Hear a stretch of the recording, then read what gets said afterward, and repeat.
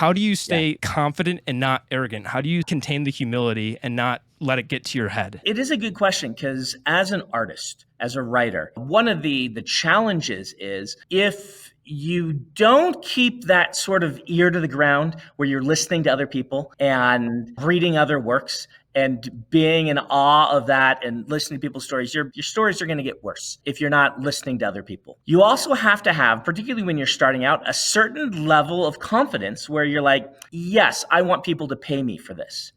And you have to have confidence to submit things. You have to build that thick skin because rejection is hard and it's going to hurt. And so you have to both build this sort of willingness to listen and to be willing to grow and be willing to learn.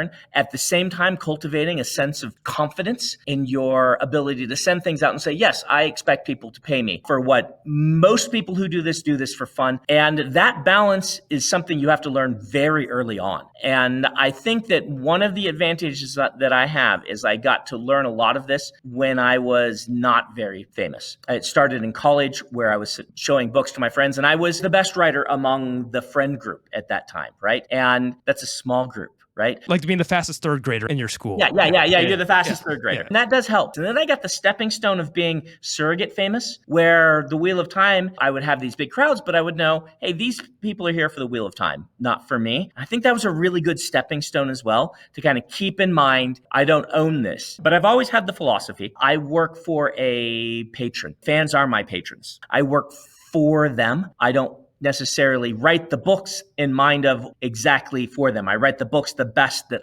I want to tell the story, but as the business side works, I work for them. I am kind of the fans collectively employee. It is a balance. I've always, if you'll talk to people, you'll hear from my friends, yeah, Brandon's always been a bit confident. Arrogance has always been the challenge. He's got to be careful. Very aware of that because of good friends who have explained to me, hey, Brandon, here's the line. You're over it right now when I was younger.